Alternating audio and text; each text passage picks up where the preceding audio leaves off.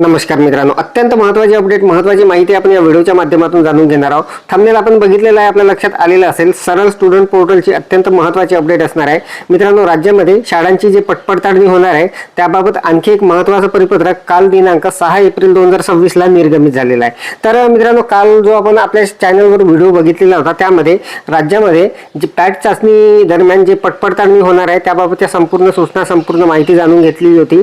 राज्य शासनाकडून जे परिपत्रक निर्गमित झालेलं होतं पडताळणी संदर्भात त्याची संपूर्ण माहिती जाणून घेतली होती। तर मित्रांनो, काल 6 एप्रिलला सुद्धा एक महत्त्वाचं परिपत्रक जारी झालेलं आहे आणि त्या अंतर्गत राज्यामध्ये ज्या तारखा त्या परिपत्रकामध्ये दिलेल्या होत्या त्याच तारखांना शाळांची पडताळणी होणार आहे। तर मित्रांनो, आता मुख्याध्यापक म्हणून आपल्याला स्टुडंट पोर्टलवर काही महत्त्वाच्या ज्या माहिती असणार आहे त्या आपल्याला त्या चेक करून घ्यायच्या आहे किंवा अपडेट करून घ्यायच्या आहे। तर ती कोणती माहिती असणार आहे ते सुद्धा मी आपल्याला याच व्हिडिओमध्ये सांगणार आहे। तर नमस्कार, मी राज मेश्राम, मराठीशाळा.com या यूट्यूब चॅनलवर पुन्हा एकदा आपलं सहर्ष स्वागत आहे। सरळ स्टुडंट पोर्टलची अत्यंत महत्त्वाची अपडेट असणार आहे। राज्यात शाळांची पडताळणी नवीन पत्रक 6 एप्रिलला निर्गमित झालेलं आहे। मुख्याध्यापकांनी स्टुडंट पोर्टलवरील ही माहिती आत्ताच चेक करायची आहे। संपूर्ण सविस्तर माहिती लाईव्ह डेमो सहित जाणून घेणार आहोत। अत्यंत महत्त्वाचा व्हिडिओ होणार आहे, त्यामुळे व्हिडिओला स्किप न करता पूर्ण बघा।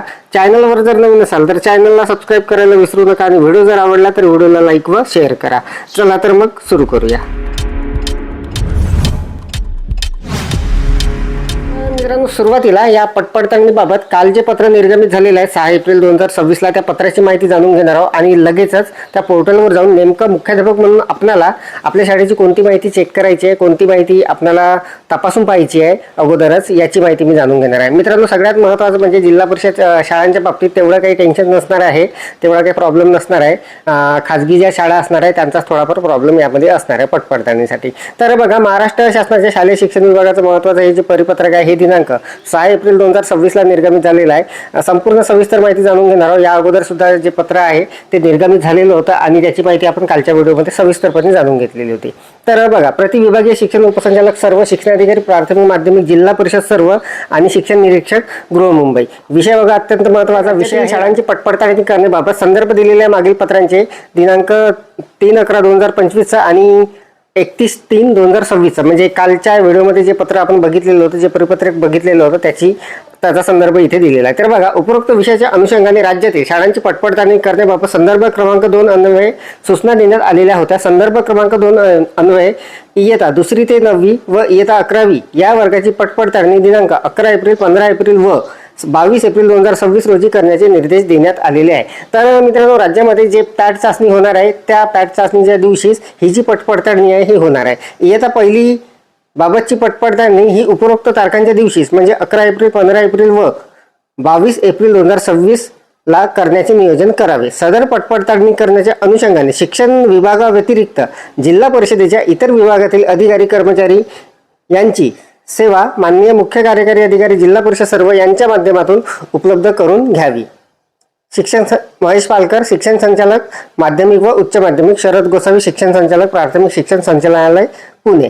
तर अत्यंत महत्त्वाचं हे जे परिपत्रक आहे मित्रांनो हे निर्गमित झालेलं आहे आणि कशा पद्धतीने ती पडताळणी होणार आहे हे सुद्धा यामध्ये सांगितलेलं आहे। तर मित्रांनो, आता आपल्या शाळेची जी पटसंख्या असणार आहे, जे काही असणार आहे ती सरळ स्टुडंट पोर्टलवर आपल्याला तिथे कोणती माहिती चेक करून घ्यायची आहे याची माहिती मी त्या पोर्टलवर नेऊन आपल्याला दाखवणार आहे। मित्रांनो बघा, सरळ स्टुडंट पोर्टलवर मी माझी शाळा जी आहे ते लॉग इन करून घेतलेली आहे। अशा पद्धतीचा इंटरफेस तिथे दिसणार आहे। तर मित्रांनो, या अगोदर आपण बरेचसे व्हिडिओ बघितलेले आहे सरळ स्टुडंट पोर्टलच्या आपल्या चॅनलवर, तर आपल्याला हा जो इंटरफेस आहे हा सर्व माहीत आहे। तर बघा, सन 2025-26 वर तिथे लिहिलेला आहे। तर बघा, सरळ स्टुडंट पोर्टलमध्ये आता खूप कमी टॅब असतात आणि यामध्ये मित्रांनो आपल्याला जी पडताळणी होणार आहे त्या संदर्भात इथे टॅब तर येणारच आहे, परंतु इथे आपल्याला आपल्या शाळेची माहिती जी आहे किंवा आपण जर मुख्याध्यापक असाल तर आपल्याला कोणती माहिती चेक करून ठेवायची आहे ते आपण बघणार आहोत। तर बघा, इथे मित्रांनो बघा, इथे हे जे शेवटून दुसरं जे टॅब आहे रिपोर्ट म्हणून, या टॅबमध्ये आपल्याला जायचं आहे। तर बघा, या टॅबवर क्लिक केल्यानंतर इथे 3 सब टॅब आपल्यासमोर येणार आहे। अशा पद्धतीने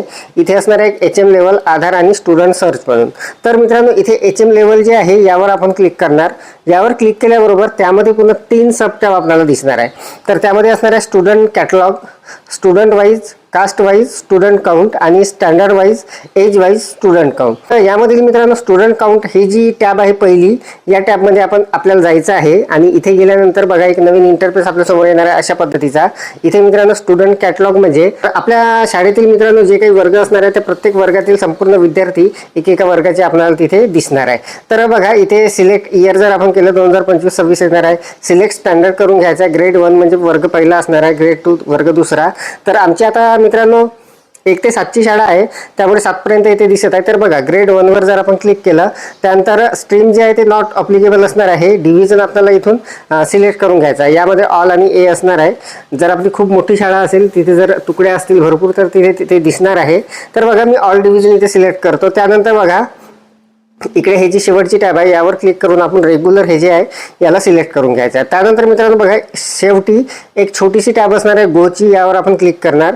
यावर क्लिक केल्यानंतर आपल्या शाळेतील त्या वर्गातील जे काही विद्यार्थी असणार आहे ते संपूर्ण अशा पद्धतीने दिसणार आहे.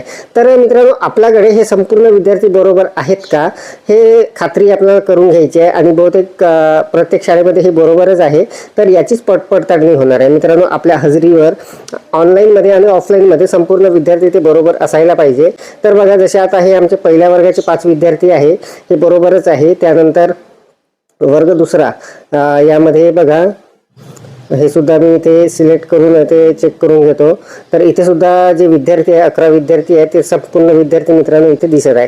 तर अशा पद्धतीने मित्रांनो आपल्याला जे आपले विद्यार्थी आहे ते संपूर्ण चेक करून घ्यायचे आहे. काही कारणास्तव जर एखादी विद्यार्थी TC वगैरे घेऊन गेलेला असेल आणि आपल्या लक्षात आलेलं नसेल किंवा आपण त्याला ड्रॉप बॉक्स वगैरे टाकलेलं नसेल किंवा दुसऱ्या शाळेमधून तो इम्पोर्ट वगैरे झालेला नसेल, तर यावर काही गोष्टी राहिलेल्या असतील चुकीने, तर आपल्याला त्या संपूर्ण गोष्टी क्लिअर करून घ्यायच्या आहे. तर बहुतेक शाळेमध्ये सर्व क्लिअरच आहे मित्रांनो, त्यामुळे तेवढं टेन्शन घ्यायची काहीच गरज नाही आहे. परंतु आपल्याला ही संपूर्ण जी माहिती आहे, आपलं जे कॅटलॉग आहे मुख्याध्यापकाचं सरळ स्टुडंट पोर्टलवरचं हे चेक करून घ्यायचं आहे.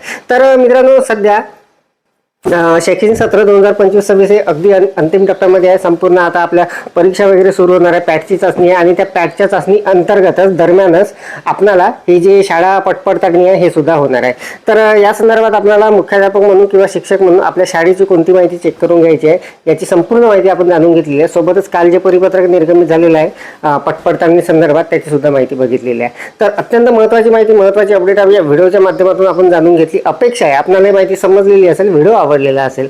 व्हिडिओ जर आवडलेला असेल तर व्हिडिओला लाईक करा, शेअर करा आणि माझ्या मराठीशाळा.com या यूट्यूब चॅनलवर जर नवीन असाल तर चॅनलला सबस्क्राईब करायला विसरू नका. पुन्हा व्हिडिओ असेल का नवीन माहितीसह, नवीन अपडेटसह. तोपर्यंत धन्यवाद.